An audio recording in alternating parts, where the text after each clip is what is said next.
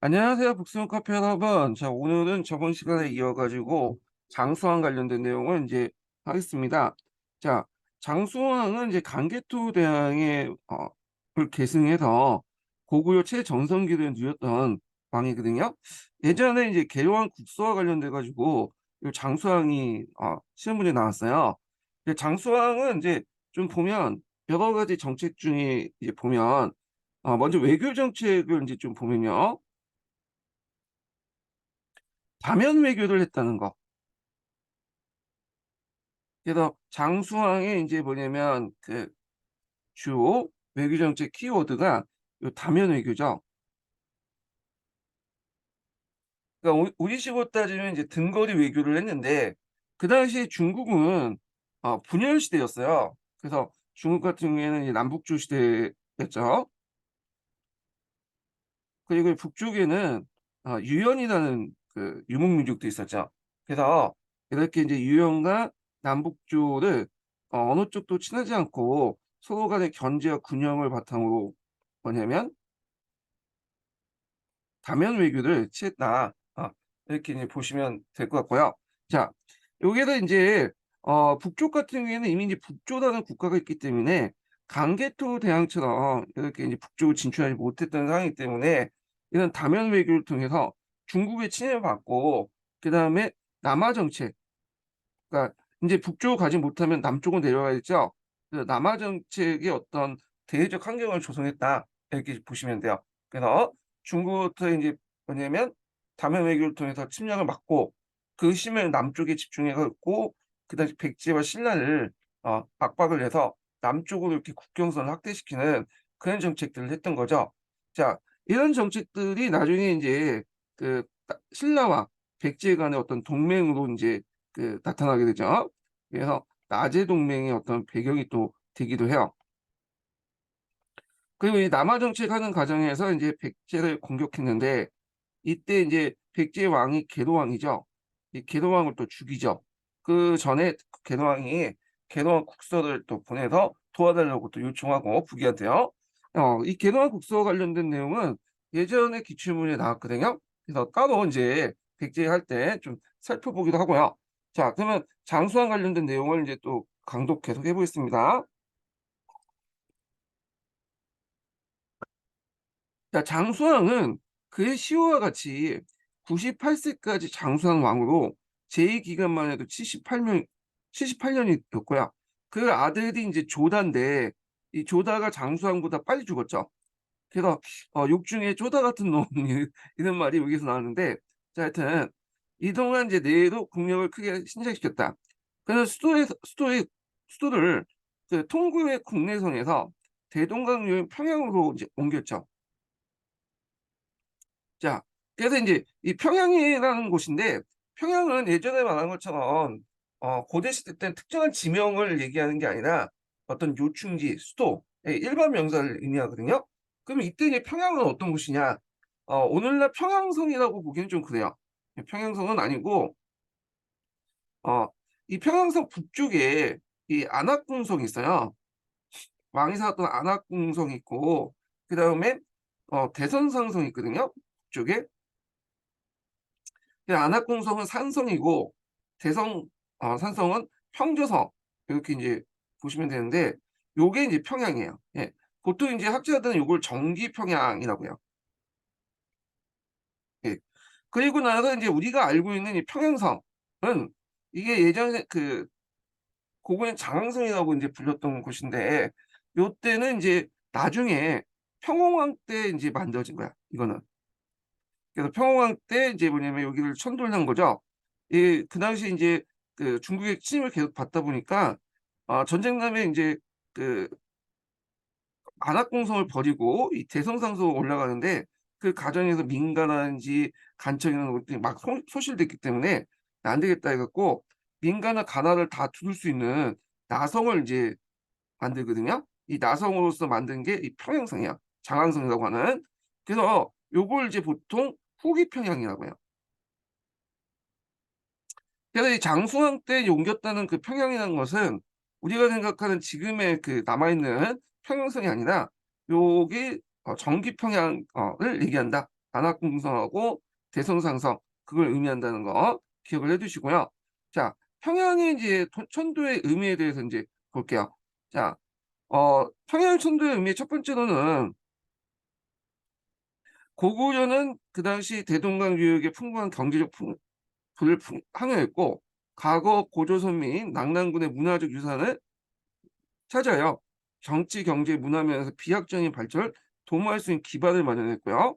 그 다음에 대외적으로는 평양을 통해서 서해로 진출할 수 있죠. 그래서 중국의 남북조 양조에 교통하는 한편 남쪽은 백제와 신라 방면에 진출하는 유리한 조건을 마련했다. 이렇게 이제 보시면 될 것 같고요. 여기다가 이제 평양천도의 또 의미를 이제 보면 하나 더 추가가 될 수 있죠. 하나가 이제 뭐냐면 평양 이전의 국내성은 구귀족 세력들의 이제 근거지였어요. 그러니까 이 국내성에 계속 남아 있어서는 안 되겠죠. 그러니까 평양을 천도하면서 이들의 세력을 약화시킬 필요가 있어. 그리고 왕권을 강화시킬 필요가 있죠. 자, 그래서 이제 평양을 천도했다. 그래서 이런 내용이 이제 어디에 나와 있냐면 계도한 국서에도 나와요. 그래서 잠깐 이제 그 내용을 이제 보면 계도한 국서 내용을 보면요. 자, 요게 이제 예전에 기출에 나왔던 거거든요. 10년도 기출문제인데 좀 볼게요. 자, 계도한 국서 일부 보면 지금 연 장수왕이 죄를 지어서 그 나라를 어육이 되었고 당시 대신과 호족들의 사륙행위가 그치지 않고 있습니다. 백성들은 이리저리 흩어지고 있습니다. 자, 요 내용들 있죠. 요 내용들은 이제 어떤 내용들을 이제 반영하고 있냐면 그 뭐냐면 평양성 평양으로 이렇게 천도할 때 그 당시 국내성의 어떤 그 귀족 세력들의 반발 내용을 반영하고 있다. 이렇게 이제 보고 있거든요. 그래서 삼국사기의 이제 내용을 보면 그러니까 장수왕 쪽에 보면 요 내용이 없어요. 그런데 이제 같은 이제 삼국사기에 있는 이 계노한 국서 내용에는 요때 이제 뭐냐면 사항을 알려줄 수 있는 방증할 수 있는 그런 내용이 요게 있거든요. 그래서 지금이야말로 멸망한 시기로서 폐하심을 쓰실 때입니다. 자, 여기에서 여기까지. 요게 이제 무슨 의미냐. 그래서 이게 오답으로 나온 적이 있어요. 이건 이제 평양 천도하는 과정에서 국내에서 귀족들 반발이 발생됐다는 걸 보여주고 있다. 예. 그래서 이제 이런 내용들 좀 기억을 해두시면 될 것 같고요. 그래서 이제 구귀족 세력들을 약화시키고 왕권을 강화시키기 위해서 개동 국서 내용이 이제 그 반영됐다. 이런 내용들 좀 파악해 두시면 될 것 같아요. 자, 그러면 이제 이게 영토가 이제 이렇게 남쪽으로 이제 확장하였으면 앞에서 얘기한 것처럼 이제 그 백제와 신라가 이제 고구려의 남하 정책을 막기 위해서 이 나제 동맹을 체결할 수밖에 없죠. 433년에. 예. 그래서 이제 이렇게 있고 그래서 이제 남하 정책이 있는데 남해 정책은 이제 북이 등장으로 북쪽으로 영토 확장이 어렵기 때문에 치러졌고 그리고 계도왕 국서를 빌미로 백제를 함성을 점령했고요. 그때 계도왕을 아차산성에서 죽여요. 자, 그리고 이제 뒤에 이제 만들어진 장성 때 만들어진 그 중원 고구려의 비문에 보면 문자 명왕 때죠. 그 다음 때니까. 자, 이때 이제 중령에서 남양까지 그러니까 오늘 충청도 이렇게 경계로 해갖고 금강 유역을 경계로 해서 쭉 고구려 영토가 형성됐다. 국경이 형성됐다. 이게 중원 고구려 비문에 나와 있거든요. 자, 요거 중원 고구려 비문 관련된 국경선 관련된 내용이 예전에도 기출문에 나왔으니까 좀 기억을 해두시면 좋을 것 같아요. 예. 자, 그래서 이제 요 내용도 있고요. 자, 그래서 이때 이제 신라의 영토는 그 소백산맥 이남에서 어, 머물렀고 백제의 영토는 금강 이남으로 한정됐던 그 시기가 이제 장수왕 때 시기다. 이렇게 이제 보시면 돼요. 그러면 계속 읽어보겠습니다. 자, 평양 천도 후 고구려는 중국의 남북주와 두루 고통하여 이걸 이제 다면 외교라고 하죠.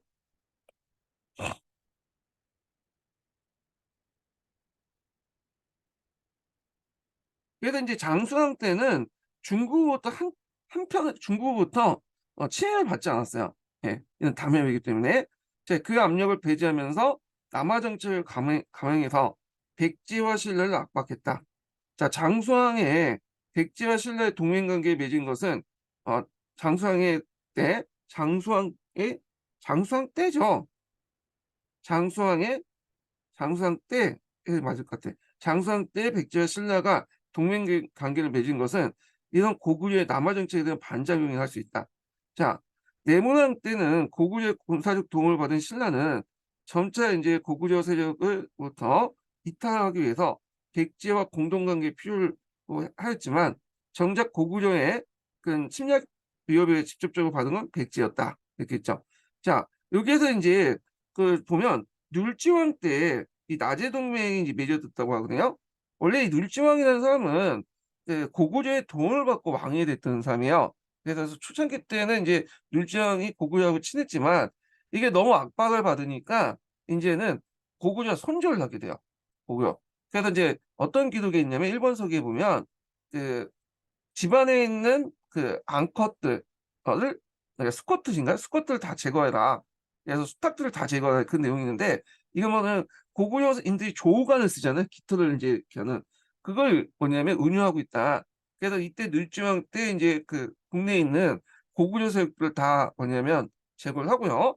결국에는 백제와 동맹을 맺게 되죠. 그래서 이 나제 동맹이 이제 맺게 됐다. 이렇게 좀 보시면 될 것 같아요. 자, 그리고 이제 고구려의 공격을 받은 그 국가가 백제인데요. 백제는 이제 예전에도 한번 시험 문제 나왔는데 472년에 개도왕 때죠. 중국의 북위에 사신을 보내서 도움을 청했어요. 개도왕 국서를 보냈는데 이런 것들 아무런 효과를 거치 못하고 고구려 공격을 받게 되죠. 그래서 오히려 이 북위는 그 당시 고구려를 상당히 이제 두려워하고 있었거든요. 그러다 보니까 이제 그 편지를 고구려 왕 장수왕 때 보여준 거야. 근데 거기 보면 이제 장수왕에 대한 욕을 좀 되게 많이 적어놨어. 그래서 장수왕이 그 열받아서 곧바로 이제 뭐냐면 고구려를 공격을 고구려가 아니라 백제를 공격을 하게 되는데 예전에 이 개도왕 국서 관련된 내용이 시험 문제에 나왔거든요. 그것도 10년도에도 나왔고 14년도에 기출문제 나왔어요. 그래서 요 내용을 좀 제가 인제 제 기출문제 분석 자료를 바탕으로 해서 좀 한번 강독하고 나서 넘어갈게요. 자, 10년도 기출문제에 관련돼 가지고 제가 분석한 자료가 있어요. 그래서 그거 다 읽지는 않고요. 개동왕의 국서 중에 이제 고구려 백제 관련된 내용들만 한번 좀 보겠습니다. 자, 여기 이제 고구려 백제의 원한은 강개토 대항 이전부터 시작됐거든요. 여러분도 알다시피 근초왕이 그 아들 금구수왕과 함께 평양성 전투, 이 평양성은 이제 대방 고지에 있었던 남평양으로 하는 그 지역을 얘기하는데 이때 고구 원왕을 죽일 때부터 갈등이 본격화되었다. 자, 그 후에 이제 계속 싸움이 되는데 강개토 대왕의 비명에 보면 그때 백제라고 부르지 않고 백잔이라고 부르잖아요. 이런 것들 낮춰서 말하는 것은 이제 그때 양국 간의 갈등 관계를 단적으로 보여주고 있고 그래서 이제 궤도한 곡수에도 그것이 잘 보여주고 있는데 이 지문 그러니까 궤도한 곡수 내용을 보면 그들의 선조인 세 고우 원왕이 이웃 간의 우호를 가볍게 깨트리고 몸소 군사를 거느리고 신의 국경을 짓밟았습니다. 그래야 신의 선조였던 금구수왕이 이때 왜냐 근초고왕 때지만 실제 싸움은 금구수왕이 지휘를 했거든요. 그래서 수가 군사를 정돈하고 번개처럼 달려가서 기회를 타 돌풍처럼 공격하여 화살과 돌이 오고 간 지 잠깐 만에 새의 머리를 베어 높이 매달리 물론 이건 좀 가장된 거예요. 이때 이제 새라는 것은 고공 원앙이 이 전투에서 죽은 거지만 이렇게 머리를 베어 가지고 뭐 높이 매달리 그런 거는 좀 가장된 얘기고 실제로는 예전에 완전 날아오는 화살에 맞아서 죽었다고 그랬거든요. 자, 이후부터 감히 남쪽을 엿보지 못했습니다. 기순한 후 백제와 고구려 왜 갈등을 했는가에 대해서 그 개론 국서에 적혀 있고요. 그때 이제 북연이라는 나라가 이제 딱 등장하는데, 자, 요 개동 국서에 북연이라는 나라가 등장해요. 북연은 예전에 한번 잠깐 이제 제가 소개를 했는데, 이 후연이라는 나라가 있죠. 모용시 후연이 망하고 나서 세워진 나라야. 원래 이제 이 고구려 출신이었던 고운이 세운 나라고 그리고 이제 후에서 이제 한족 출신 풍발이 왕위에 이제 차지했거든요. 거기에 이제 개동한 국서에 보면 풍씨라는 그 사람들이 등장하는데 요거는 그 북연의 풍발 일족이라고 보시면 돼요.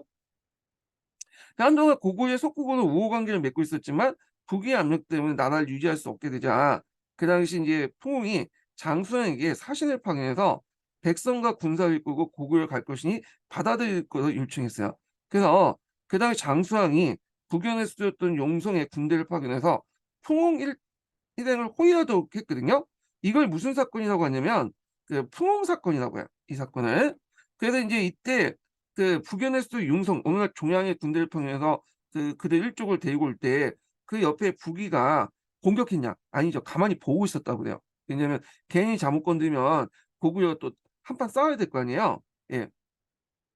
그래서 이제 계도왕국수에서는 이 풍원 사건, 그러니까 풍씨 일족을 칭한 대상인데, 자, 하여튼 이 계도왕국수에서는 풍씨 일족을 칭한 대상은 풍웅이 고구려에 이끌었던 사람들을 말하고 있다.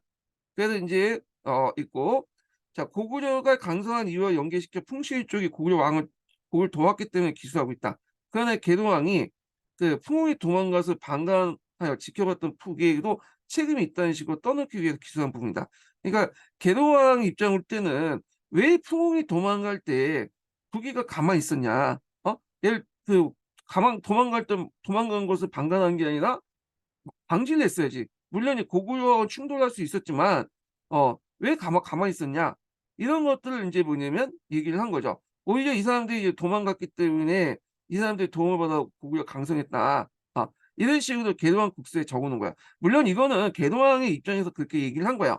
풍흥이 도망갔기 때문에 고구려 계속 강성한 건 아니죠. 이미 고구려 강성했던 거고 풍흥은 상관없는데 어떻게 하든 북이하고 고구려하고 좀 약간 싸움을 붙이기 위해서 그런 말을 이제 한 거죠. 자, 하여튼 풍흥 일행이 그 당시 고구려 가는 것을 본 북의 황제는 화가 났지만 고구려 위세에 눌려서 지켜보았다는 기록이 있다는 거죠. 자, 풍흥 사건으로 인해서 한동안 북이하고 고구려 외교 관계가 단절되는 등 냉각 기간을 가져왔지만 장수왕 50년에 다시 국교가 회복되었다. 자, 북의 입장에서는 고구려가 남조와 유연과 손을 맺고 압박해오자 고구려 외교 관계를 다시 재개를 했고 외교적 봉쇄의 국면을 돌파하고자 했다. 고구려 또한 남진 정책을 원활히 수행하기 위해서 국방의 안정을 필요했고 북이와 외교 관계를 다시 맞을 필요가 있었다는 거죠. 그렇다고 해서 유연과 남조를 통해서 북이를 견제했던 정책을 포기한 건 아니었다.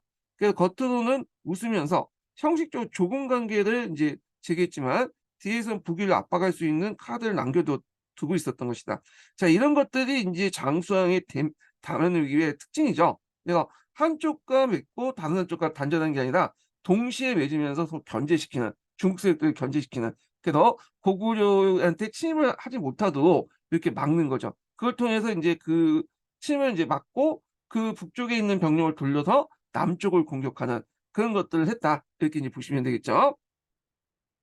자, 그래서 이제 계동왕은 고구려와 북위의 외교 관계를 재개하자 고구려의 칼날이 백제에게 돌아올 것을 알고 있었고 그래서 국서를 보내서 고구려의 이중성을 말하면서 북위와 고구려 간의 관계를 이간시키기 위해 노력했던 것이다. 그러나 북위 황제는 그런 사실을 충분히 알고 있으면서도 고구려 간의 관계가 악화될 경우에 안팎으로 여러 위기가 봉착될 가능성이 많기 때문에 백제의 군사력 지원을 거절했다.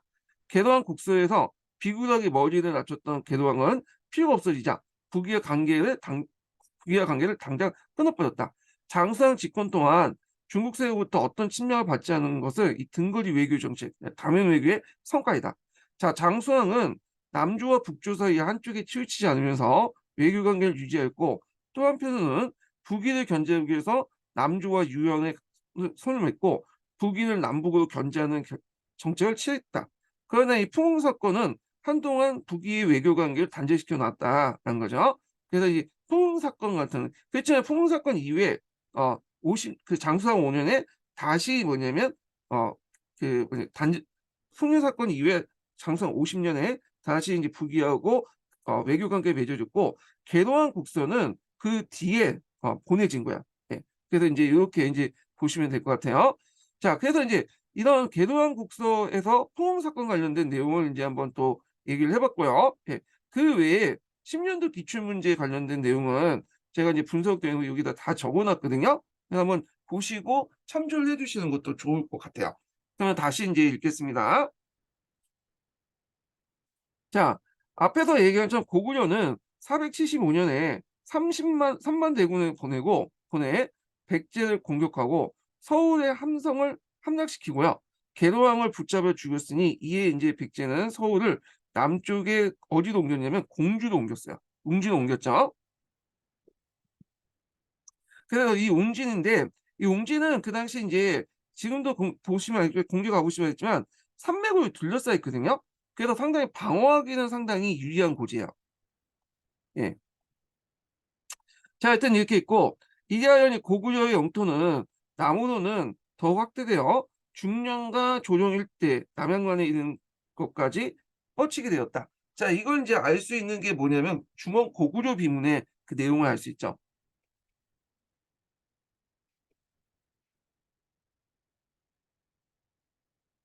예. 자, 요거 있는데 중원 고구려 비문 관련된 내용은 예전에 한번 역교동 기출문제 언급됐었어요. 그래서 한번 좀 기억을 해두시고요. 그 다음에 이제 다음 왕이 이제 누구냐면 문자왕 때 그죠? 문자왕 때 문자면왕이라고 하죠. 그리고 중원 고구려 비문을 세웠다고 하는데 중원 고구려 비문 앞에서 이제 얘기했던 이제 손자 때 세운 거죠. 예, 문자명왕은 손자 때요. 왕 때 세워진 거고. 자, 그래서 이제 문자왕이고 그리고 이제 이 문자왕 때는 이제 북쪽 부여에서 북부여죠. 자, 북부여가 이게 종신인데 전에 이제 강개토 대왕 때는 이제 먹었던 게 동부여고 이때 북부여를 정복함으로써 5세기 말 고구려가 한반도 대부분과 요동 지방 및 만주까지 차지한 일대 제국을 형성했다. 그래서 실제 이제 최도의 영토를 확대했던 것은 언제 때냐면 이 문자왕 때라고 보시면 돼요. 문자왕 때. 예. 그래서 이런 것도 이제 같이 기억을 해두시면 되겠습니다. 예. 자, 그 다음에 이제 고구려 비문을 관련된 내용을 잠깐 볼게요. 중원 고구려 비문. 음, 잠깐, 이게 아닌데. 내가. 자, 여기 보면 중원 고구려 비문 관련된 내용이 있는데요. 자, 여기에서 이제 내용을 보면 중원 고구려 비문에서 좀 눈여겨볼 게 뭐냐면, 이거 예전에 잠깐만 했나? 아, 요거 예전에 했네요. 예.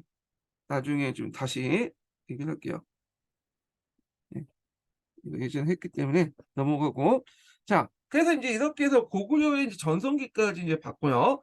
그 다음에 이제 볼 게 뭐냐면 백제에 관련된 내용을 이제 보기 전에 이게 이제 도중에 약간 나중에 많이 빠졌거든요. 그래서 요 고구려 내용을 좀 다시 요걸로 가지고 좀 보충할게요. 이게 중간에 빠졌어. 서브노트 관련된 내용을 그거 이제 하고 나서 시민왕국사 보고 좀 넘어가겠습니다. 예, 후반기 때 내용을 좀 보면 여기 이제 안장왕 때는 이제 피살당했고요. 안장이 안호왕 때인데 이 안호왕이 이제 죽을 때 왕위 계승 문제로 중부인계 외척하고 소부인계 외척 사이의 내전이나 여기 이제 안호왕이 이제 막 꼴딱꼴딱 죽을 때 이 안호왕은 이제 세 명의 부인이 있었거든요. 그때 이때 꼴딱꼴딱 죽을 때 문제가 생긴 거야. 뭐냐면 일본서기에 의하면 그 당시 이제 그 안호왕의 대부인 밑에는 자식이 없었어요. 그러니까 아들이 없었죠. 근데 중부인하고 그다음 소부인 때는 아들이 있었어요. 아들. 그래갖고 이제 그 아들이 있었는데 표시가 잘못됐네. 자, 그래서 이 아들이 있었는데 이 아들들이 이제 계승을 둘러싸고 이 안호왕이 거의 죽을 때 자기들끼리 싸워요. 네 분이 있었다고 이제 하죠. 결국에는 3천 명 이상 이제 죽고 그때 이제 누가 이겼냐면 중부인이 이겨요. 예. 그래서 이 중부인 게 이제 뭐냐면 그 왕이 그 아들이 왕이 되는데 이게 야노왕이야. 그래서 이 야노왕 때 이렇게 이제 그 네 분이 일어났고 그러다 보니까 이제 많은 사람도 죽고 그 과정에서 이제 뭐냐면 왕실의 위기가 불려 불려났죠. 그러니까 왕실의 위기가 생겼죠. 그래서 거기다 대외적인 관계에서도 상당히 위기에 처했었는데 그 당시 고구려 우위적이었던 북위가 멸망하고 중국과 긴장 관계가 또 형성이 됐고 북중국의 북지의 압력과 그다음 유연이 격화되고 등장한 새로운 돌고리 적극적인 공세에 직면했다. 그래서 안으로는 이렇게 내분이 생기고 밖으로는 이렇게 이제 공격을 받으면서 이걸 이제 돌파해야 될 거 아니에요. 그러면서 인제 앞에서 얘기한 그때 인제 어떤 식으로 돌파를 했냐면 귀족 연립 체제가 형성이 돼요. 자, 예전에 한번 시험 문제 많이 나왔는데, 자, 이런 안팎의 위기 체제를 인제 돌파하기 위해서 안으로는 귀족 연립 체제가 형성되는데요. 그건 뭐냐면 고구려 귀족들은 대내적으로 그들 간의 분쟁을 수습하고 귀족 연립 체제가 취했고요.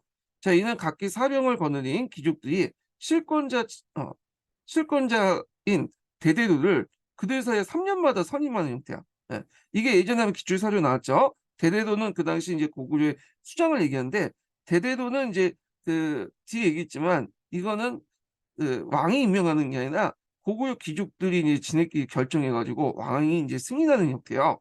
자, 하여튼 이렇게 이제 대대를 중심으로 여러 유력한 귀족들이 인제 통치했던 이 귀족 연립 체제가 한동안 지속됐는데, 이런 귀족 연립 체제는 고구려뿐만 아니라 백제와 신라에서도 보여요.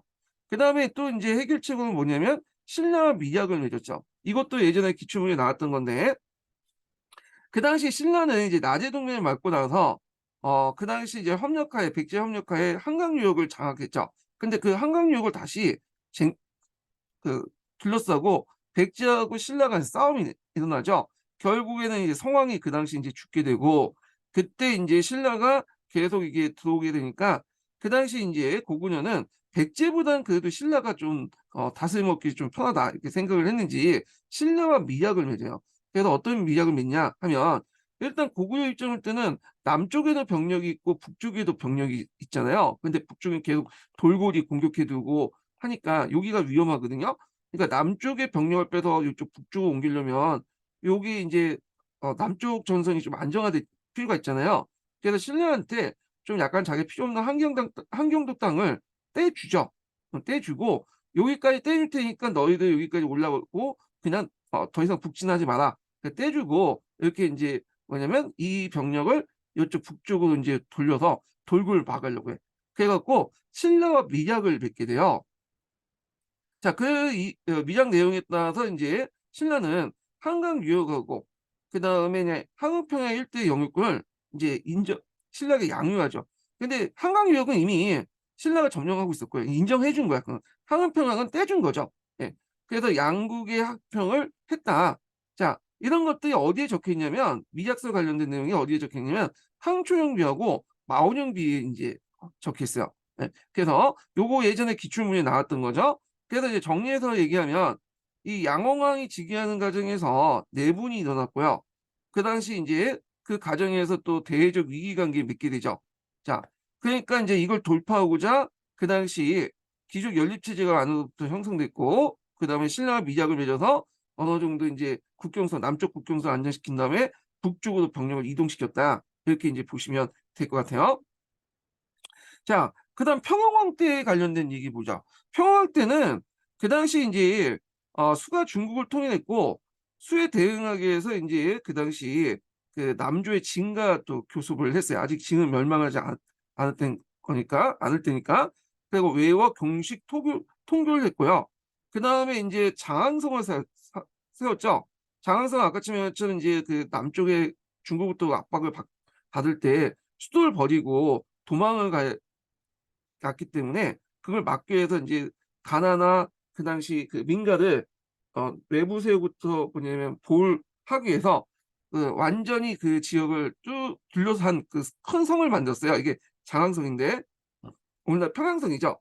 그래서 장항성의 구조를 보면요, 크게 인제 보면 북쪽에 인제 3 개로 구분을 나눠 볼 수 있는데, 남성, 외성 부분에는 인제 주로 민가가 살고, 그다음에 중성에는 주로 인제 간청이 인제 있고요.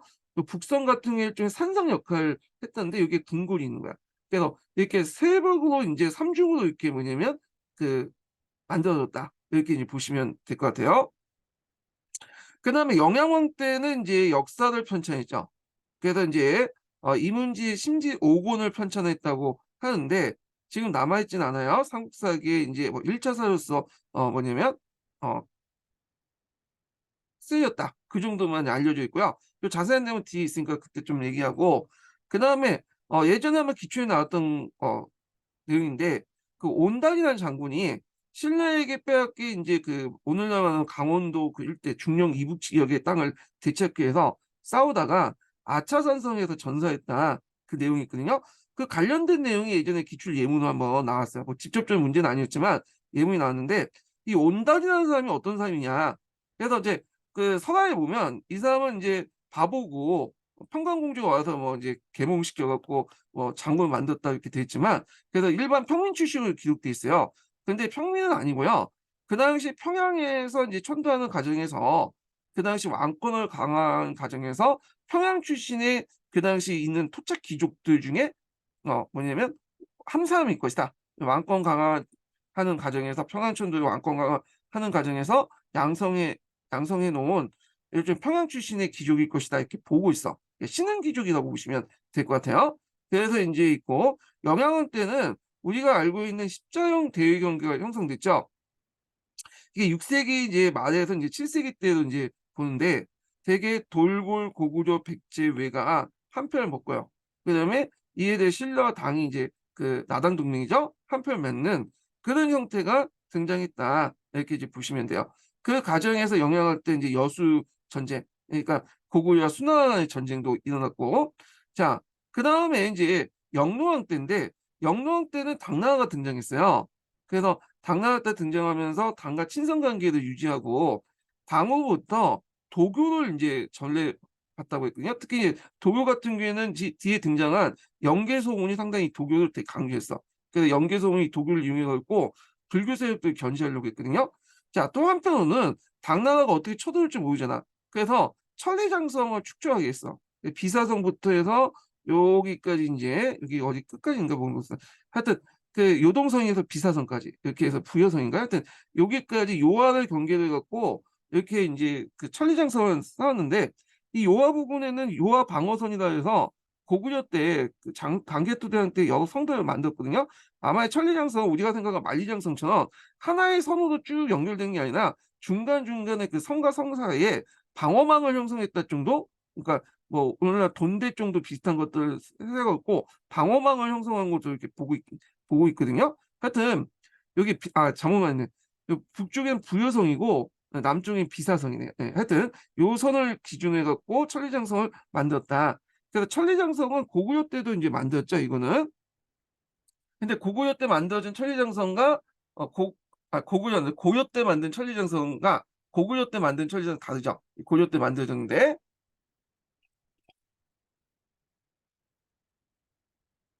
자, 그때 이제 영로왕 때 영계소문이 정변을 일으키죠. 그 영계소문은 천리장성 성곽 축조를 위해서 그 파견된 장군인데, 그러니까 명령을 받았어요. 그런데 이제 이거에 대해서 가지 않고 기다리고 있다가 쿠데타를 일으키죠. 그래서 결국에는 이제 뭐냐면 군사를 이끌고 이게 평양으로 들어가 영로왕과 대신을 죽였다는데 어떤 책에서는 평양으로 들어간 게 아니라 그 뭐냐면 파견 가진 않고 좀 기다리고 있다가 영로왕과 대신을 죽였다는 기록도 있어요. 하여튼 그렇게 있고 그래서 이제 스스로 대망리지가 됐다. 망리지라는 것은 군사를 담당하는 간직이야. 원래 대대로 가는 그 간직 있잖아요. 근데 대대로가 아니라 망리지로 이렇게 들어간 것은 그만큼 이제 뭐냐면 이 망리지가 실권을 갖고 있기 때문에요. 예. 자, 뭐 이렇게 있고요. 그리고 보장왕 때 같은 경우에는 이제 영계소문을 실제 집권했기 때문에 영계소문의 이제 정책이라고 보시면 돼요. 그 영계소문은 이제 대신라, 대당, 강경 정책을 이제 펼쳤고요. 그리고 이제 백제의 신라 공격에 지원을 했죠. 그래서 이제 이때 이제 백제가 이제 대하성을 공격을 하면서 이제 그 뭐냐면 경주로 가는 직통로를 뚫었죠. 그래서 이제 큰 위기에 처해졌고 신라가 그리고 이제 신라가 그 위기를 이제 뚫기 위해서 그 당시 영계소문한테 잡혀갔지만 김춘추가 그때 어, 잠시 이제 감옥소에 갔죠. 그래서 다시 풀려나서 저쪽 당나라 가서 나당 동맹을 맺게 되잖아요. 자, 그 다음에 이제 여제 동맹을 맺었다. 그래서 고구려 백제의 사신을 보내서 하친을 이제 해서 여제 동맹했는데, 자, 고구려가 이제 백제의 사신을 보내서 하친을 했는데 여제 동맹의 실체에 대해서는 아직도 이제 여러 가지 의문이 있거든요. 요건 나중에 좀 다시 얘기할게요. 신라의 이제 대당 교통이 당황스러운 공격을 빼앗고, 그 다음에 이제 그 한강 유역의 반환 요청을 빼앗기면 공격했다고 이제 보시면 돼요. 이건 잘못된 거고. 자, 공격을 했고요. 자, 신라의 공격을 멈추라고 당의 요구를 묵살했고, 당의 신라를 감금했죠. 결국에는 이것 때문에 이제 뭐 이런 이유 때문에 여당 전쟁이 일어났고, 그때 이제 안시성에서 그들 격파했잖아요. 자, 고구려군을 격파했다. 자, 이렇게 해서 한번 쭉 고구려 관련된 내용을 한번 살펴봤고요.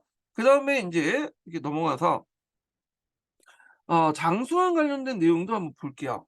장수왕 관련된 시민왕국사 관련된 내용을 이제 좀 보겠습니다.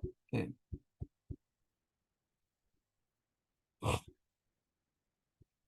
자, 몇 페이지 펴보시냐면요.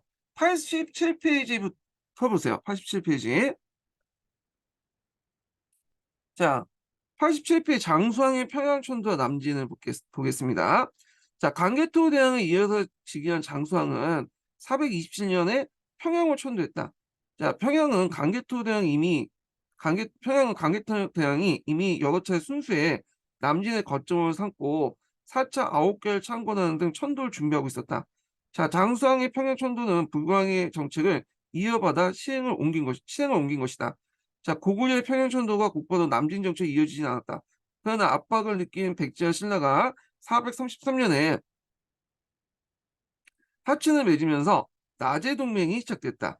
자, 강개토 대왕 때 고구려의 상당 영토를 빼앗겼던 그 백제는 고구려의 남진에 큰 위협을 느끼고 신라도 5세기 중반 무렵부터 고구려 영향에서 벗어나 이런 움직임을 보이고 있었다. 앞에서 이제 말한 것처럼 율지왕 때 그 당시 이제 신라 안에 있었던 고구려 군대를 다 제거를 해버렸죠. 예.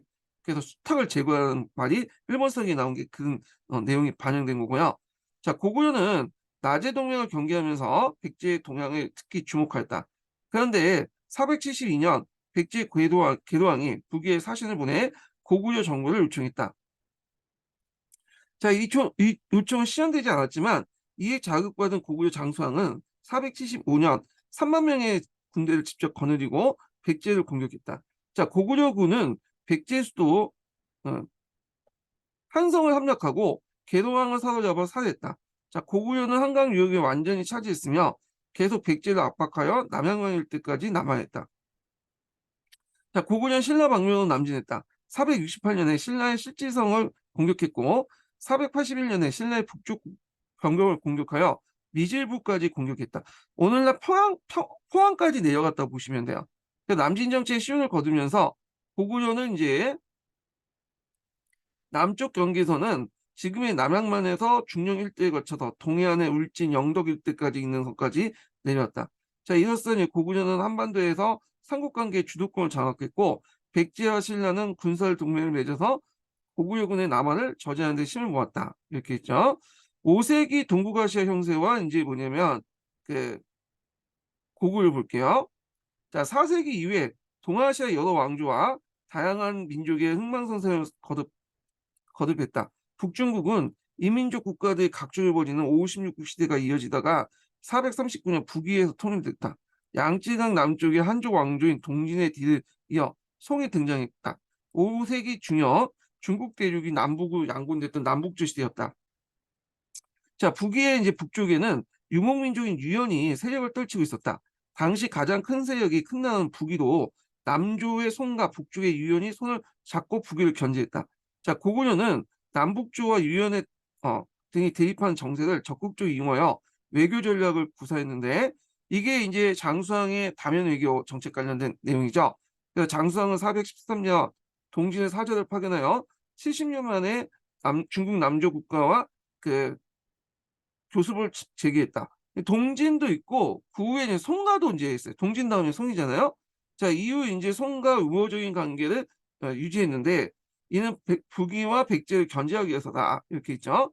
여기 좀 약간 역사적 팩트가 틀린 게 있죠. 여기 보면 동진의 사전을 파견한 거고 중국의 남조 국가 안 맞죠? 왜냐면 동진은 남조에 속하지 않죠. 남조는 우리가 송제 양진이라고 하잖아.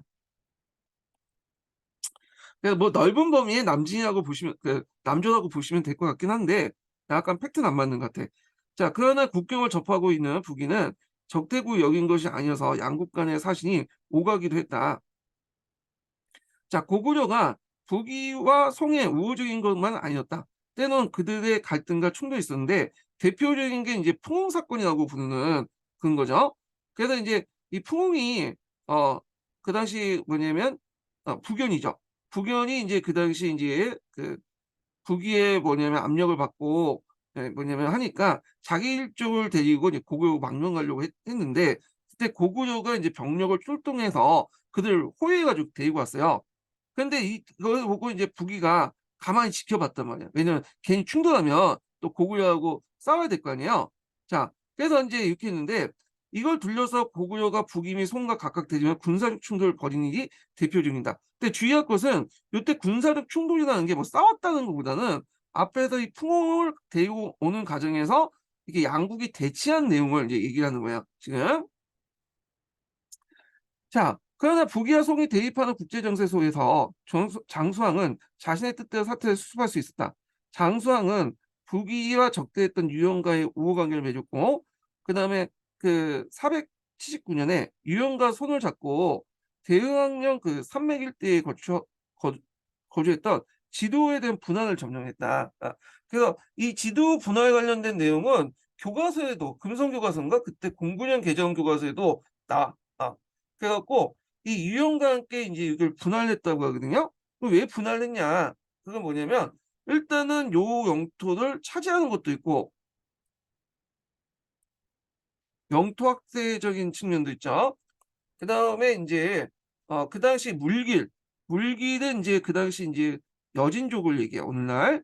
물길하고 북이와 교류를 차단하는 목적도 있어. 왜냐면 물길 그 당시 여진족은 인제 고구려 예속 밑에 있었긴 했지만 다 예속된 건 아니었거든요. 그래서 인제 예속되지 않는 그런 그 여진족들을 통제할 목적도 있다. 이렇게 이제 보시면 되겠죠. 자, 이렇게 이제 장수왕 때 고구려는 북이와 남조, 유연 등의 등고리 외교 정책을 펴면서 동아시아 국제 관계에서 세력 균형을 유지했다. 자, 당시 인제 남제서에서는 북에서 사신의 간절을 뒀는데 남제의 간절가 제일 크고 고구려 간절가 그다음이었다. 그래서 고구려의 위상을 기록하였다. 또 489년에 북을 방문한 그 외국 사신들이 모인 자리에서 남제 사신은 고구려 사신과 나란히 앉게 되자 남제 사신이 북위 조정에 항의하는 일이 있었다. 왜냐하면 남제 입장일 때는 형식적이지만 조공 채권 관계였잖아요, 북이하고 고구려하고요. 그러니까 자기가 인제 조공을 받는 나라 에 위에 앉아야 되는데 같이 앉잖아. 그러니까 이건 되게 인제 있을 수 없는 거죠, 남자 입장 볼 때는. 자, 당시 고구려의 국제적 위상은 고구려 중심의 독자적 세력권. 앞에서 인제 제가 다원적 천하관, 고구려 중심의 독자적 세력권에 대해서 얘기를 했죠. 자, 이걸 뒷받침했다. 자, 고구려 주변에 백제, 신라, 외를 비롯해 건한, 말갈 등 다수의 국가와 민족이 있었다. 그러나 국제 무대에서 행사하는 영향력에서 고구려의 건줄 곳이 없었다. 오히려 고구려는 말갈, 건한 등을 영역 내 혹은 영역 외곽의 세력권을 편식시켜 백제와 신라를 제압하고 동북아시아에 고구려가 그 중심에서 역학관계를 구성했다. 그러니까 고구려 중심의 어떤 세계관이었으면 다원적 천하관을 인정한다고 했잖아요. 고구려는 고구려 나름대로 주변 민족들을 통제하는 거고 유목민족은 유목민족 나름대로 또 그 주변을 통제하는 거고 그다음 한족들 국가, 그 중원의 왕조는 또 주변에 있는 나라를 통제하는 거. 그래서 자신이 중심으로 서려면 주변에 이라는 세력이 있어야겠죠. 오랑캐. 그러니까 거기 앞에 고구려는 말갈, 건한 뭐 그 당시 인제 백제, 신라를 자기 주변국의 어떤 제후국으로 만들어서 나름대로 중국과 비견되는 독자적인 세력권을 형성했다. 독자적인 천하관을 형성했다. 이렇게 이제 보시면 될 것 같아요. 자, 이렇듯 5 세기 때 동북아시아 국제 관계는 중원이나 유목세계에 거리를 둔 이 고구려 중심의 운영이었다. 이런 다원적 천하관의 각에서 고구려 중심의 어떤 독자적인 천하관 이런 것들은 유목적 세계관과 그다음 중국 중심의 중원적 세계관과 좀 다른 내용이다. 이렇게 이제 보시면 될 것 같고요. 자, 그 밑에는 풍웅이라는 사람이 계속 나와 있어요. 뭐 중요한 건 아닌데 이 풍웅이 고구려 망명을 요청하고 고구려에 들어왔거든요. 근데 이제 고구려 와서 상당히 이제 뭐냐면 여러 가지 몹쓸 짓을 많이 해요. 그래서 그것 때문에 나중에 고구려 갈등을 네 빚게 되고 또 송나라와 또 연계되는 그 장면도 있는데 우리가 굳이 그것까지 알 필요 없어 갖고 그냥 넘어갈게요. 예. 자, 그다음에 이제 6 세기 고구려 전국 송나라를 좀 보겠습니다. 자, 6 세기에 관련된 내용은 제가 인제 앞에서 잠시 인제 언급을 했죠. 서브 노트 가지고. 자, 6 세기 들어가면 안자왕이라는 사람은 피살당했고요. 안호왕은 인제 죽을 때 꼴깍꼴깍할 때 그때 중부인계와 소부인계 사이에 내전이 일어났죠.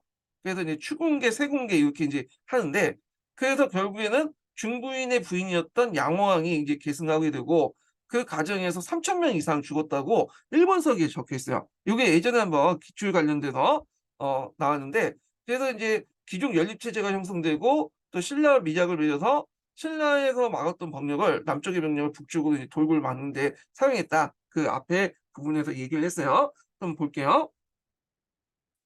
자, 고구려는 494 년에 부연을 완전히 병합해 최전성기를 맞이했다. 그러나 이후 귀족 간의 이제 내분이 이어져 국력이 서서히 기울기 시작했다. 문자왕을 뒤이어 안자왕이 피살된 걸 짐작되고 안자왕에 의해서 그 동생 안왕이 즉위했으나 안왕은 그가 위독해지자 요게 이제 일본서기의 내용인데 중부인과 소부인이 서로 자신의 아들 왕위에 앉히려고 다툼을 벌였다. 자, 이때 중부인이 지원했던 추군계하고 소부인이 지원했던 세군계라고 불렸는데 결국에는 이제 같은 해 12월 평양성에서 추군과 세군 간의 시가전이 벌어지게 되고 결국에 두 번째 부인 계통인 추군이 이제 승리를 하게 되죠. 그래서 545년 1월에 안호왕이 죽자 중부인의 아들인 양호왕이 즉위했는데 그 뒤로 이제 중앙 귀족들 사이에 내분이 이어졌다고 짐작했다. 자, 이걸 볼 수 있는 게 삼국사기에 그런 기록이 있어요. 고구려 해당법사가 중령 이북의 고구려 영토를 공략했던 거칠부에게 해당법사 같은 경우에는 원래 고구려 그 승려잖아요.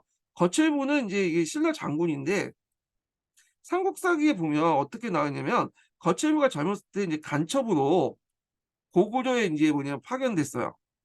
그래서 인제 머리를 밀고 해왕법사 밑에 들어가서 승려 생활을 하고 있었는데 어느 날 인제 다 인제 뭐냐면 임무가 끝나고 내려갈 때 해왕법사를 만났어. 그래서 해왕법사한테 인제 자기 실체를 알려줬죠. 그러니까 해왕법사가 "나중에 날 만나도 죽이지 마라." 그러니까 인제 "무슨 말이냐. 나의 스승인데 이렇게 따뜻하 그 오시면 편안하게 대해 드리겠다."고 이렇게 약속하고 내려왔거든요. 근데 해당 법사가 그때 인제 이 그 뭐냐 내분 때문에 얘네들이 인제 더 이상 고구려에 있지 못하고 내려왔어요. 그래서 내려오는 길에 거칠부하고 이제 그 부닥치게 되거든요. 만나게 돼요. 그래서 그 해당 법사가 거칠부를 만나면서 그 얘기를 한 거예요. 예. 그 내용을 보면 자, 고구려는 고구려의 정치가 어지러워 언제 멸망할지 모르겠다라고 해서 신라를 망명했다. 결국에는 고구려의 내부를 겪으면서 신라 백제 연합군은 한강 유역을 뺏겼다 이렇게 했죠. 그래서 이때 이제 고구려는 안으로 내분이 일어났고 남제 연합군에 의해서 한강 유역을 빼앗기고 그 무렵도 북쪽에는 돌골이 이제 흥길냈죠. 예. 그래서 돌골은 유연을 멸망시킨 후 건안 등 유목민족의 지배권을 인제 뭐냐면 둘러싸고 고구려와 갈등했을 뿐만 아니라 군사적 위협을 가했다. 자, 대외적 위기에 인제 직면한 고구려는 뭐냐면 앞에서 말한 귀족 연립 체제를 형성했죠. 그래서 대제도를 중심으로 해서 유력한 가문들이 서로 모아서 그 뭐냐면 그 통치하는 귀족 연립 체제가 형성됐어요. 그래서 인제 대외적 위기에선 에 직면한 고구려는 귀족끼리 서로 힘을 걸어 대대로 선출하는 방식을 지향하고 대대도를 인제 교대로 연윤하는 방식으로 내부 갈등을 수습했고 이걸 인제 귀족 연립 체제라고 보시면 되죠. 대대도를 중심으로 해 가지고 여러 이제 귀족들이 뭐냐면 연합하는 형태였다. 이렇게 보시면 될 것 같아요. 예. 자, 그다음에 인제 군사력을 인제 서북쪽 국경 지역에 집중해서 돌고래 위협을 대비했다. 요때 이제 서북쪽 국경에 집중할 수 있었던 이유는 앞에서 얘기한 것처럼 신라와의 미력이 상당히 중요한 역할을 했다. 네. 이게 552 년이라고 인제 볼 수 있는데 그래서 함경도 땅을 떼줬죠. 네. 그래서 인제 이런 것들 항초영비나 마오영비에 인제 적혀 있는데 물론 인제 공식적으로는 역사서엔 그 적혀 있진 않아요. 그렇지만 항초영비나 마오영비의 내용을 보고 유출할 수 있는 거야. 요 내용을 보고. 자, 그다음에 인제 여기 보면 이제 추군하고 세군의 싸움을 가지고 일본 서기에 기록된 돼 있는 내용이 있거든요. 요거 한번 읽어보세요. 이게 그 기출 문제에 이제 귀족 연립체제 형성하고 또 관련돼 있고요. 고구려의 귀족 연립체제 형성 과정하고 관련돼 있고 대내적 배경이죠. 그다음에 예전에 한국사 능력검증 시험인가요? 한국사 능력검증 시험에 요 지문이 그대로 나왔어요, 예문이. 1번석의 내용이. 그래서 한번 요게 나올 수가 있어. 좀 어렵게 문제가 나오면. 예. 그래서 요게 이제 귀족 연립체제 형성과 관련돼 있다 정도 앞에서 이제 배경 설명 내용을 연결시켜서 봐 두시면 될 것 같아요. 자, 그래서 인제 요렇게까지 한번 해서 봤고요. 그다음에 넘어가서 인제 백제를 이제 보죠. 백제를. 어, 백제 보기 전에 잠깐 천재교과서 잠깐 볼까요? 이거 천재교과서 보고 좀 넘어갈게요. 천재교과서 뭐 잠깐 뭐 중요한 건 아닌데 일단은 보겠습니다. 천재교과서 29페이지 펴보시면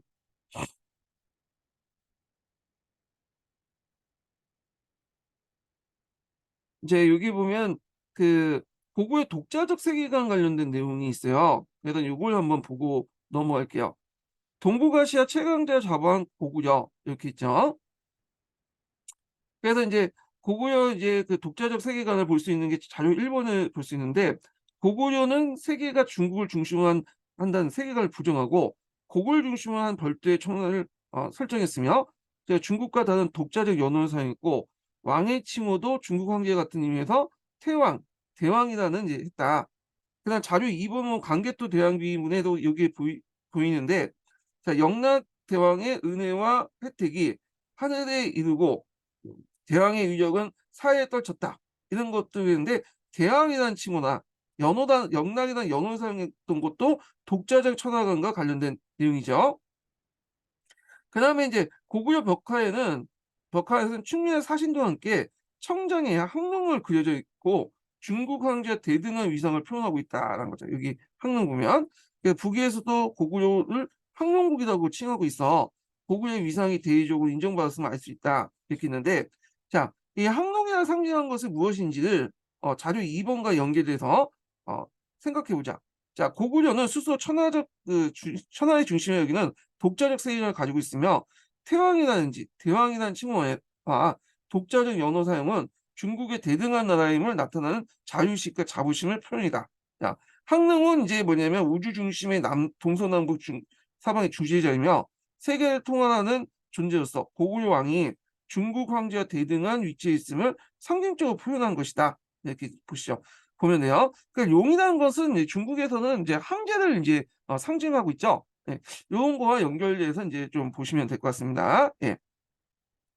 자, 그러면 이제 한국사 통론 다시 넘어가서 이제 뭘 보냐면 고걸 이제 살펴봤으니까 인제 백제 관련된 내용을 인제 좀 보겠습니다. 백제 발전. 네.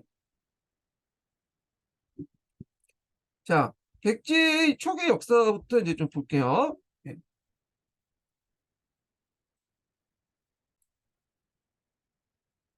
자, 백제 발전 관련된 내용 볼게요. 한통 몇 페이지 펴보시면요. 좀 앞에 가서 77 페이지 펴보세요.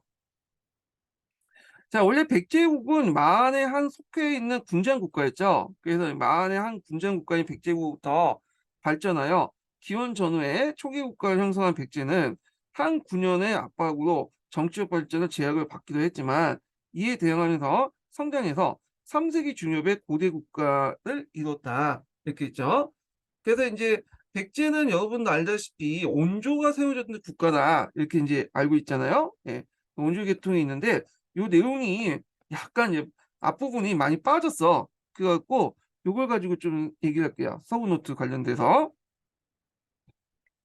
자, 여기 보면 인제 그 온조왕이 인제 세웠다고 돼 있는데 그 고구려에 보면 인제 그 건국선화에 보면 온조 백제설이 있고 비유 백제설이 있죠. 그다음에 또 인제 주에는 구태 백제설이라고 있어요. 예. 그래서 세 개의 백제 그 계통의 설화가 전해지고 있죠. 그래서 이렇게 있는데 보통 인제 삼국사기에서는 온조 백제설을 이제 주로 하고 있고 그다음에 삼국사기의 그 세주 제에는 비유가 백제설이었다 설이 있고 그다음에 인제 북서 에는 북조에 관련된 기록에서 보면 구태 백제설이 나와요. 그래서 아마 이게 인제 세계 왕통이 인제 뭐냐면 지속되다가 나중에 원조 계통이 왕통해서 인제 뭐냐 독자적으로 이제 왕권을 장악하니까 후에 이제 비로백제설이나 구태백제설 같은 선화들이 인제 좀 약간 외곽으로 그 외곽으로 인제 이렇게 전달되고 주류는 이제 원조백제설 형태의 역사서가 계속 이제 남아서 삼국사기에 기록됐고 삼국사기는 또 다른 기록들 인제 좀 약간 아웃사이드 기록을 찾아 가지고 비료백제나 이런 것들 적어 놓고요. 중국 쪽 기록에는 구태백제설이 남아서 그걸 적어 놓은 것 같아요. 그래서 세계 계통이 지속되다가 초창기 때 원조 계통의 왕권이 확립되니까 나머지 이제 비료 계통이나 구태 계통의 역사서나 왕들의 업적은 그냥 빼지거나 아니면 다 원조 계통 이렇게 적어 놓는 것이고 이렇게 했다라고 보고 있어, 학자들은요. 예. 자 하여튼 이 그 백제는 고구려 유의민 세력들 또는 이 고구려에서 직접 나온 게 아니라 부여에서 내왔다라는 설도 있어요. 예.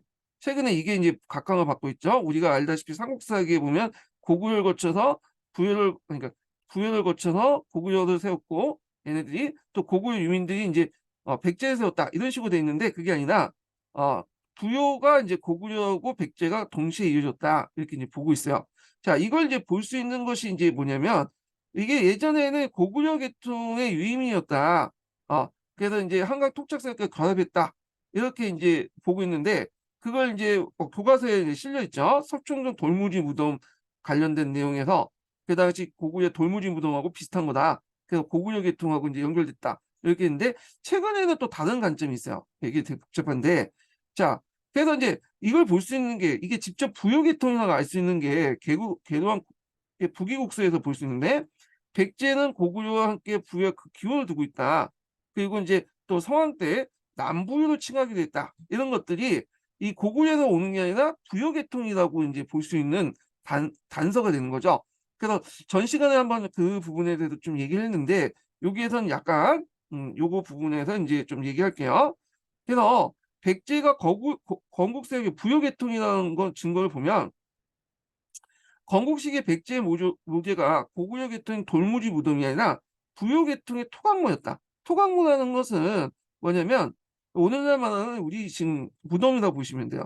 이 널에다가 시체를 넣고 여기다 흙을 넣는 방식이 토각모거든요. 근데 이 토각모는 그 맥족이라든지 한족 계통의 무덤이 아니에요. 원래는 이게 중국 계통이나 부여 계통의 무덤이거든요. 그래서 이걸 볼 때 부여에서 왔다는 걸 볼 수 있고 그다음 우리가 이제 흔히 이제 그 백제가 고구려 계통이라고 알 수 있는 게 계단식 돌무지 무덤이잖아요, 석촌동에. 근데 이게 어 4 세기 때 갑자기 등장했다는 4 세기 후반 중간 단계를 거치지 않고. 그럼 그전에 중간 단계 무덤 형태였었는데 4 세기 후반에 갑자기 등장했다는 것은 이 무덤 형태가 어 여기 인제 그 백제 건국 시기 때의 무덤 형태가 아니라 4 세기 후반 때 무덤이고 갑자기 등장했다는 거는 그때 인제 그 북쪽에서 새로운 그 유민들이 들어왔다는 걸 알려주는 거지 백제의 건국 세력이 고구려 계통이라고 보여준 건 아니다라고 인제 학계에서는 또 그렇게 해석을 하고 있어요. 그리고 백제의 건국 세력이 온조 계통과 비류 계통이 인 고시가 아니라 부여시라는 점. 음. 그래서 고시가 부여고 그러니까 부여에서 내려왔다는 거. 그래서 중국의 역사를 보면 여라고 칭하죠. 그래서 부여가 인제 곡성이잖아요. 근데 중국이 단성을 쓰니까 여라고 지칭하는데 하여튼 부여, 여시였다는 거. 자 그리고 인제 있고 부여와 백제의 왕의 칭호가 똑같은 어라라고 인제 불렸다는 거. 그다음에 백제 왕명의 제사 대상이 고구의 고주몽이 아니라 부의 건국 시조인 동명성왕이었고요. 그다음 계도한 국서에서 아까 지금 저희는 고구려와 함께 근원이 부에 나뉘었습니다. 언급한 거. 자, 이 내용이 인제 예전에 기출에도 나와요. 예. 그래서 인제 요 관련된 내용을 제가 적어 놨거든요. 어. 그래서 신의 나라는 고구려와 함께 부에서 내려왔습니다. 해 가지고 그 당시 부에서 직접 내려왔다라는 걸 보고 음 적어 놨는데 요 분석 내용 한번 읽어 보시고요, 시간 되실 때. 잠깐만. 자 그다음에 성왕이 사비성을 청도한 후에 국호를 남부로 곤쳤다.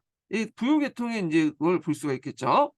자 하여튼 그 당시 인제 그 백제는 한군영과 함께 이제 이렇게 성장을 했고 그 당시 요동 지역의 패자로 인제 였던 공성시를 어 그 공성시가 백제를 견제해서 진번의 고지에 대방군을 설치했는데 오늘날 항해도나 경기 북부 지역에 있었던 지역이라고 보고 있어요. 대방군. 자, 그래서 이제 이렇게 고구려의 백제의 초기 역사 관련된 내용을 좀 봤고요. 그 다음에 돌아서 이제 한국사 통론을 읽어보겠습니다. 예.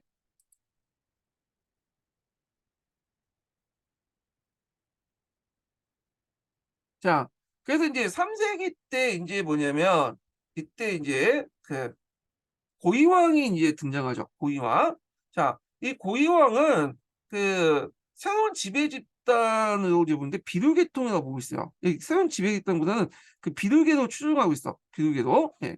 그래서 이제 있고 이때 이제 전제 왕권을 확립하고 중앙 집권 체제를 정비했다고 하거든요. 그래서 여러 업적도 있는데요. 내용을 볼게요.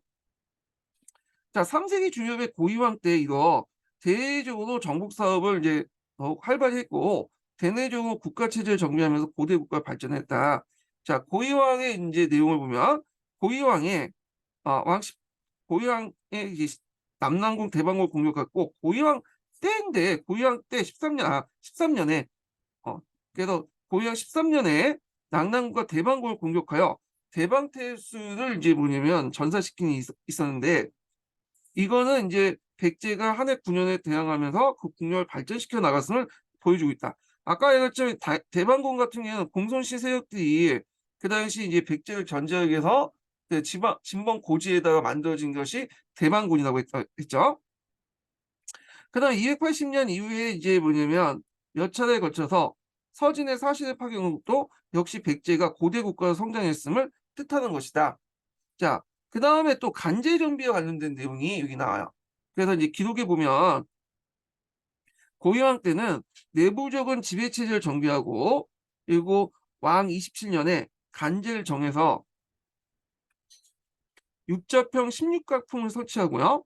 그 다음에 관리의 복색을 제정하였고 이렇게 있는데 자, 이 16간등과 육자평은 요게 이제 고이왕 때 만들어진 거에 대해서 의문이 있어.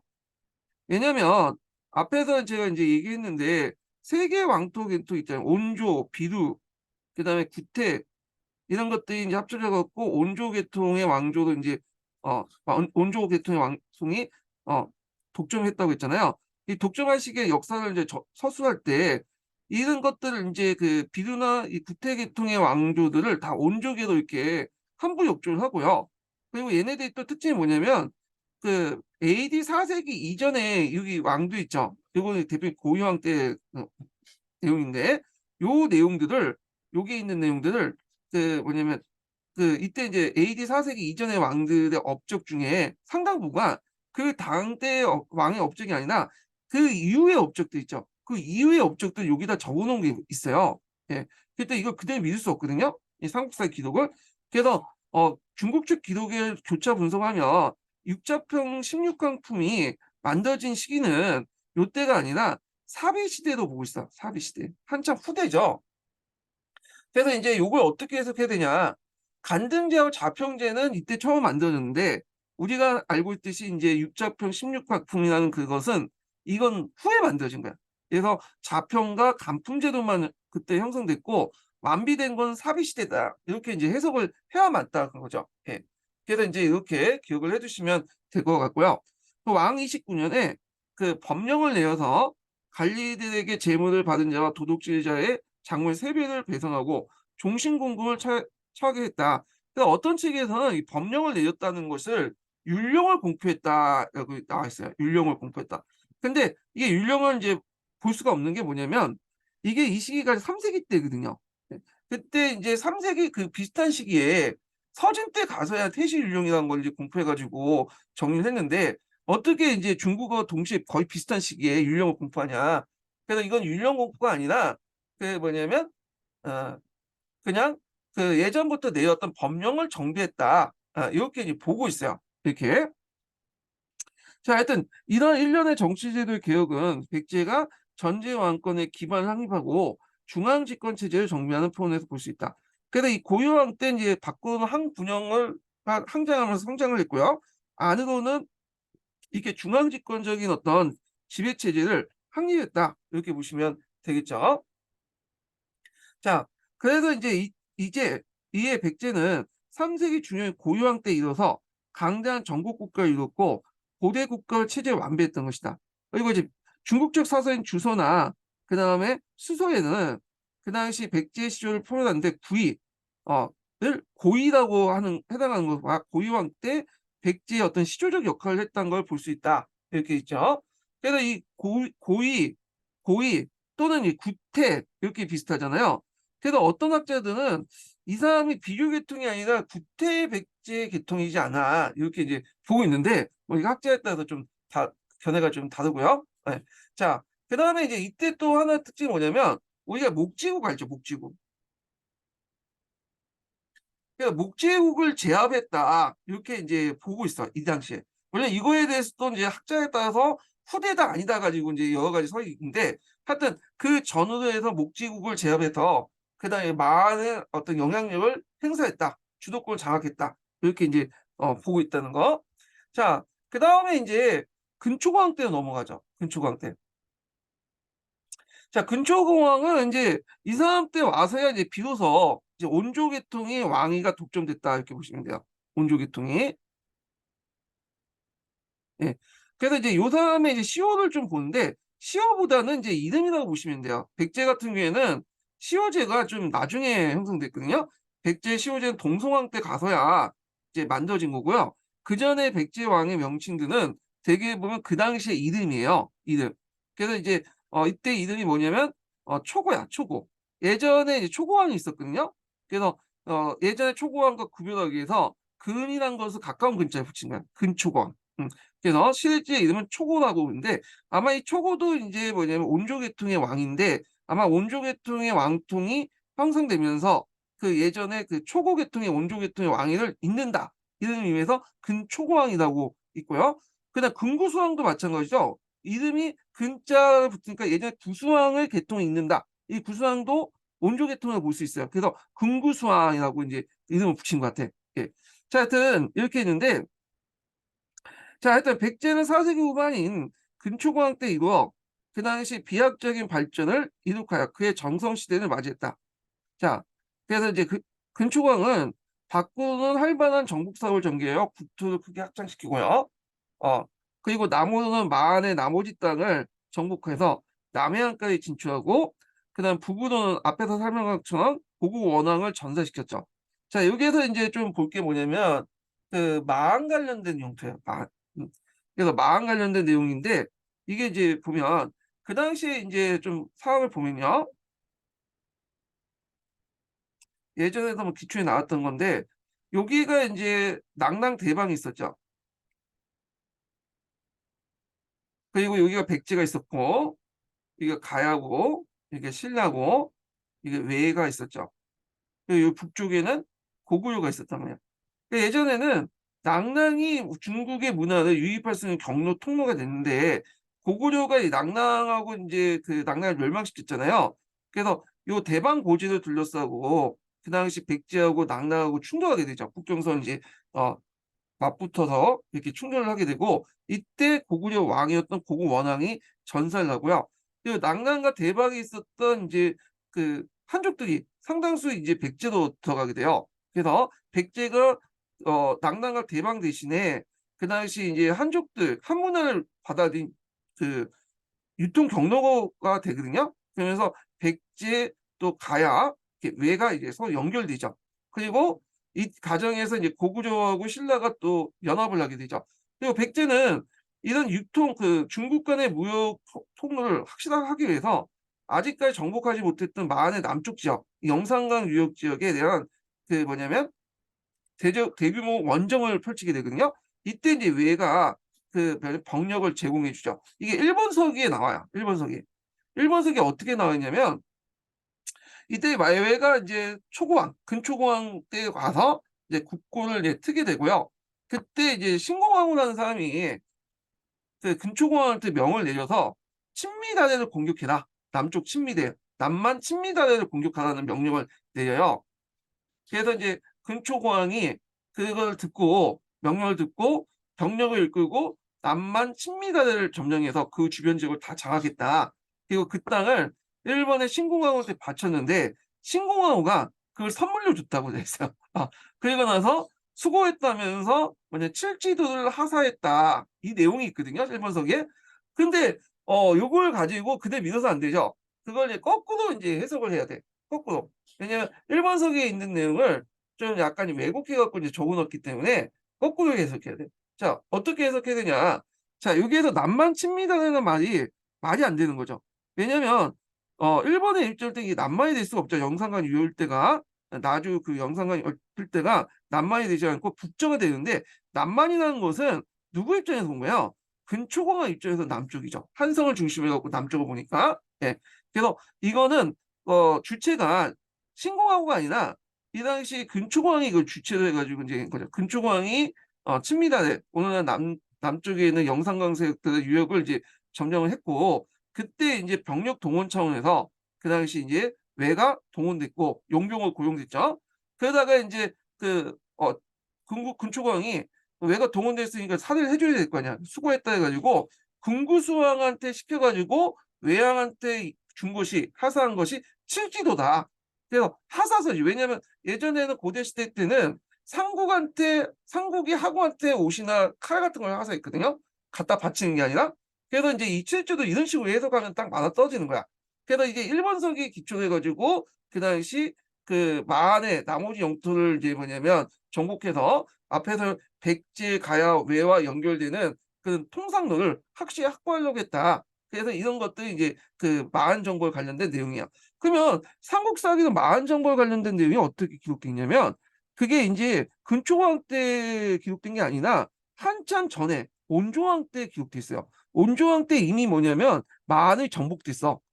근데 그거는 학자들이 안 믿죠. 예. 왜냐면 그거는 인제 온조왕의 업적을 좀 부각시키기 위해서 근초광에 있는 뭐냐면 기사들 떼어다가 온조왕에 갖다 붙인 거다. 이렇게 보고 있어요. 예. 그래서 요거는 일본서기 기준으로 인제 얘기한 거야. 그래서 일본서기가 안 볼 수가 없는 게 뭐냐면 이 백제나 가야 사력 같은 거는 신라 삼국사기 내용이 너무 적고 또 왜곡된 게 많아요. 그러다 보니까 인제 일본서기에 있는 내용들을 좀 떼어다가 본 거죠. 일본서기에 보면 백제, 신라, 고구려 관련된 가야 관련된 내용이 너무 많이 적혀 있거든요. 물론 왜곡된 거지만 왜곡을 좀 걷어내면 그 안에 인제 역사적 사실이라는 것들이 있기 때문에 그런 거거든요. 예. 자, 하여튼 뭐 그렇게 그렇고. 자, 그래서 인제 요 관련된 내용은 또 인제 그 교과서에도 있으니까 좀 교과서 이따가 좀 읽어 보기로 하고요. 자, 나가서 동진과 외화 교섭을 했는데 이때 인제 백제인들의 해외 진출이 눈부셨다. 심지어는 이 시기를 전후로 해 가지고 인제 어떤 사람들은 인제 뭐라고 주장하냐면 어 나름대로 인제 뭐 큐슈 지역이나 저쪽 성동 지역에 진출했다. 그렇게 이제 보는 학자도 있어요. 예. 그런 것도 있고. 그리고 인제 요 내용들 좀 기억을 해 두시고요. 그리고 예전에 인제 그 동진하고 인제 뭐냐 교류할 때 동진으로부터 책봉받은 그 관련된 내용이 기출문제에 나왔거든요. 예. 그래 갖고 그때 이제 책봉을 받을 때 그 무슨 책봉을 이제 받았냐면 요 동진 때 어 진동장군 영락 낙랑 태수라는 칭호를 받았다고 그래요.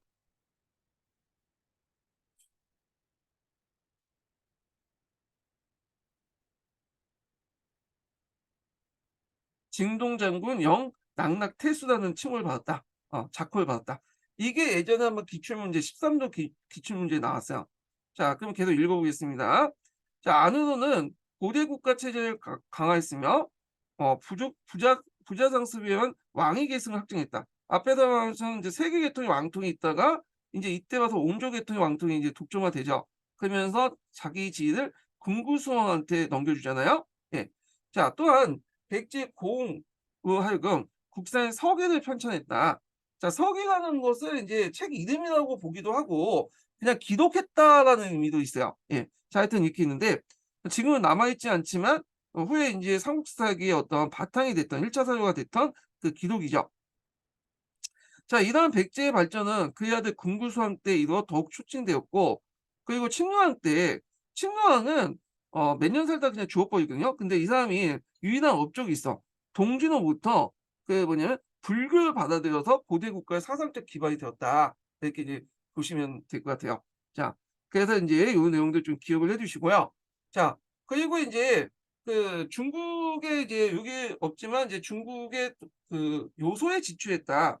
뭐 요소 상동 진출서 있죠. 요소 요소나 상동 지역에 진출했다. 이렇게 있는데 요 기록 관련된 내용 뭐 큐슈까지 진출했다는 설도 있고 자 하여튼 이런 기록이 뭐냐면 삼국사기나 삼국유사에는 없는데 중국적 사서에서 보이거든요. 그래서 인제 그거 관련된 내용이 교과서에는 있어요. 그래서 요 관련된 내용을 한번 교과서에서 찾아서 한번 좀 보기도 하죠. 예. 또 나머지 내용도 좀 찾아서 보고요. 자 먼저 천재교과서 관련돼 가지고 그 보면 28 페이지 보면 28 페이지.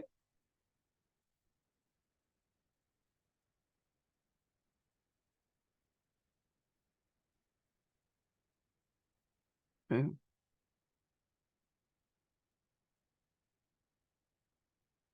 잠깐만요. 이게 아닌데.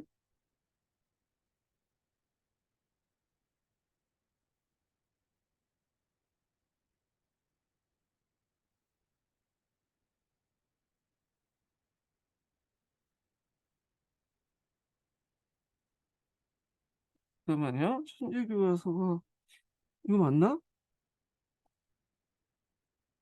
아 이렇게 보면 천재교과서 같은 경우에 이제 좀 보면 자 이때 인제 백제가 내려올 때 인제 우수한 철기 문화를 소유한 이주민 집단들이 내려서 이제 토착 증거하고 인제 토착 민족들과 결합됐다 그런 내용이고요. 그다음에 인제 백제 같은 경우에는 중국의 선진 문화를 제일 빠르게 받아들였어요. 예. 그래서 이제 바다를 통해서 제일 많이 받아들였고 제일 먼저 간제 정비를 했다 그 내용이 있고요. 그다음에 인제 박구는 북쪽의 낙난군과 싸우면서 정확히 말하면 대방군이죠. 대방군과 싸우면서 그 앞에서 얘기한 것처럼 이제 그때 근초 그 고유왕 때 남쪽의 목제국을 설립해서 한강 유역을 장악했다. 그 내용도 인제 좀 같이 기억을 해 두시면 될 것 같아요. 예. 자 그다음에 인제 넘어가서 어 보면 자 이 근초강 관련된 업적들이 있죠. 근초강 보면 자 이때 인제 그 만의 남은 영토를 정복해서 만의 남은 영토를 정복해서 지금의 호남 곡창지대까지 확보해서 남해안까지 진출했고요. 여기까지 인제 들어가 영산강 유역까지 이제 장악을 했고 그 남동쪽은 가야의 세력권인 낙동강까지 인제 뭐냐면 그 영향력을 행사했다. 그다음에 인제 이렇게 있고 그다음에 인제 그 중국의 동진이나 외의 규슈 지역의 이제 지방에 우호적인 관계를 맺었다. 그 있고 침공할 때는 불교를 받아들였다. 이렇게 인제 있어요. 예 칠지도가 있는데 한번 볼게요. 자 이 근초광이 인제 마한 지역을 점령하고 나서 그때 인제 그 외가 도와줬잖아요. 그러니까 외의 왕한테 금구수왕을 시켜 가지고 이게 보낸 그 칼이 칠지도인데 자 이 칠지도가 예전에 한번 시험 문이 나왔어요. 한번 볼게요. 자 칠지도는 전체 길이가 75 센티인 창 모양의 칼로 양쪽에 3 개의 칼날을 가진 모양으로 뻗어 있으며 62자도 금으로 상감된 문자로 새겨져 있다. 실제로의 용도는 무기라고보다는 의식용 도구로 사용됐을 걸 보인다. 자 칠지도를 만든 나라와 제작 시기를 두고 한일 학자 사이에 의견 차이가 보이지만 대체로 백제 금초광 시기 때 제작됐으며 제후왕이었던 외왕에게 하사한 걸 보인다. 근데 일본 서기에서는 그 칠지도를 만들었고 그 당시 인제 백제 근초광이 그 일본 왕한테 바쳤다 이렇게 돼 있거든요. 봉원설 그 봉원설의 그 기반이 됐던 거죠. 그래서 이걸 가지고 인제 일본 같은 경우에는 어 한반도 남쪽을 잠시 일본이 영향력 행사했다. 남한 경동 관련된 임나 일본부 관련된 설을 이용하고 있죠. 자 하여튼 칠지도는 당시 활발했던 백제와 외의 교류를 보여준 유물로 1953년 일본 국보로 지정됐으며 현재 이소노카미 신궁에 소장되어 있다. 이렇게 이제 보시면 될 것 같아요. 자 그다음에 금성교과서 관련된 내용을 한번 보겠습니다. 예. 어. 아 이게 금성이네요. 잠깐만 이게 금성인가? 아 이게 책이 제가 이게 표시를 안 해서 아 이 비상이네. 비상을 잘못 읽었어. 예. 그래서 하여튼 있고 읽은 걸로 하고 내가 원래 그 천재교과서를 이렇게 보는데 제가 천재교과서 읽는 거 깜빡했네. 예.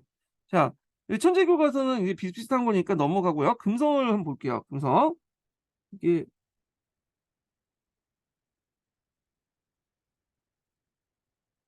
잠깐만요. 금성 국어서를 안 펴놨네, 금성을. 네. 금성 교과서 41페이지 펴볼게요. 몇 개를 계속 띄워놓다 보니까 이게 정신이 없어.